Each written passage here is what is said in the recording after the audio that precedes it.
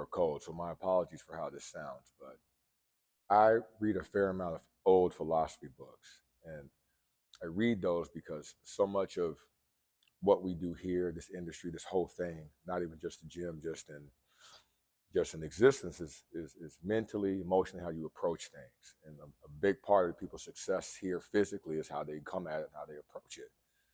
And trying to do some digging and have some understanding as why people do what they do, be able to explain, hopefully, as people struggle with this thing of working out and training, whether it's from a health standpoint or whether it's from I'm a professional athlete, it's a performance standpoint.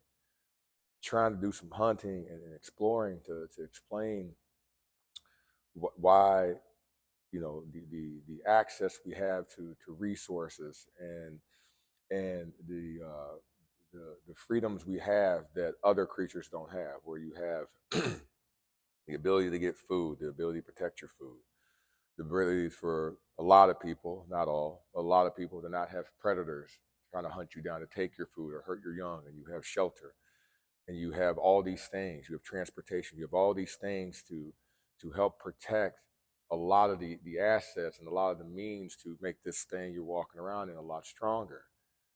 To feel that physically, from a scientific standpoint, from a research standpoint, we know everything that you physically need to do. We know everything. The internet could go black tomorrow. It could go down. It could go over. It mean nothing. And you know everything you need to know to move this thing forward. But it seems like the approach is they keep coming out with more science, more data, more studies. A lot of those things are not touching of how you get a person to actually do it. So you've done this new research. If you eat this much protein, if you get this much sleep, if you do this much working out, if you do these things, somehow you'll get 1% better, 2% better. And it's tough to just completely ignore the success that people have who don't have those means to those research and that data. And yet they thrive. They thrive physically. And as they thrive physically, you see them thrive mentally, emotionally. And it's a combination of the chicken and the egg. Like, what's coming first? Is it the mental and emotional component towards your physical self that allows you to move forward and do the things you need to do to make it healthy and make it well?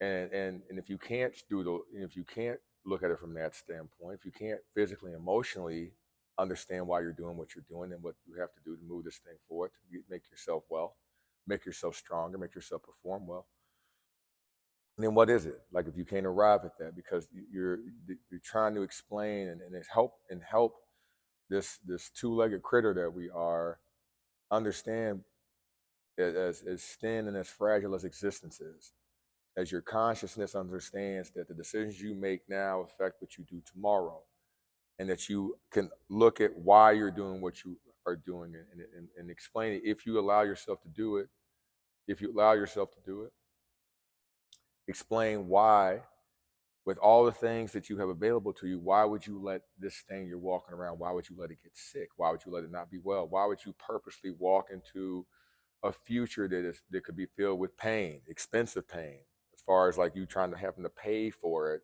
to make yourself well, and you're not coming at it from a judgmental standpoint. But a lot of the philosophy books I read, it explains and understands people. A lot of the authors I've mentioned in a lot of the videos, people don't like what they've said. But you're trying to get a perspective because those people, whether you like them or not, they understood people. It explained things, and they didn't explain it from a nice, comfortable, cushy, creamy, warm, fuzzy feeling standpoint. They took it as raw, like this is how people see things.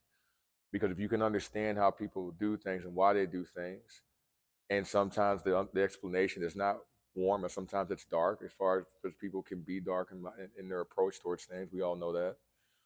But if you can understand just the tactic, the strategy of it, if you can understand like, well, how I got to this point, because maybe if I got to this point, if it was something evil, maybe those same points, if I aim it differently, would be the same thing as something good, something purposeful, something meaningful.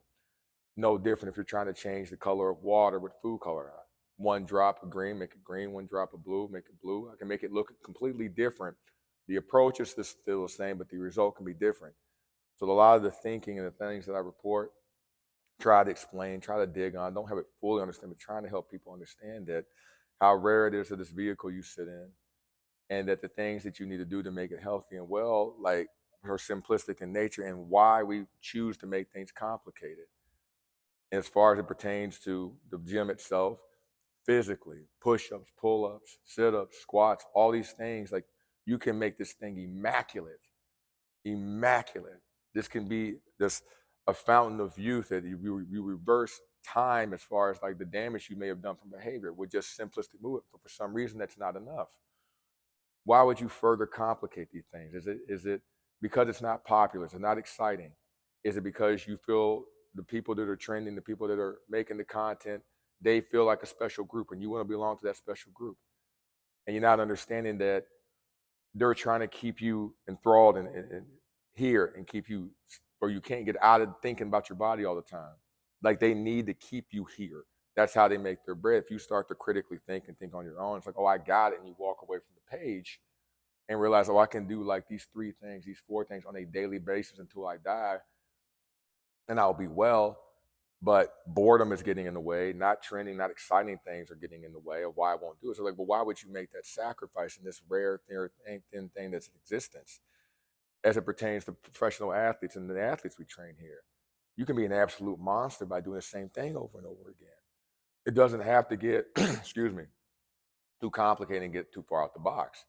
But strength and conditioning coaches have become celebrity, and they're trying to push their program forward and say, I've come up with this new method of working out or this new method of eating to make people's training a lot more efficient. But there's tons of training that's going on right now that isn't elaborate or new, and like they thrive and they perform well. Because you got to understand that as it pertains to the fighting we do here, most fighters don't compete. Most dangerous fighters around the world, most comparable, most accomplished people who are accomplished, not in how we see it in the fighting promotions that we have, don't compete at all. And yet their training is simple, boring, same thing over and over again, but it's not something you want to stand on the other side of. Why would you not do that? Why do we let boredom and not trending and not popular get in the way? And then reading and understanding these things and understand people who went in really tough situation. Maybe if you understand their psyche, if you have really brilliant people, some philosophers I haven't reported back, I'm still trying to peel it back and understand like what they meant. If you can report back and understand like how people move and think and how simplistic in nature this is to thrive and exist in, how well people will be. Because if you're well, if you're physically well, excuse me, mentally, emotionally, usually those things come behind it, or vice versa, depending on who the individual is. But if this machine is doing well, and this machine can be well and thrive in simplistic, easy environments, and it doesn't have to get too complicated. And as long as you don't get bored, like you get to live freely and happily, blissfully in this machine, why would you not do that?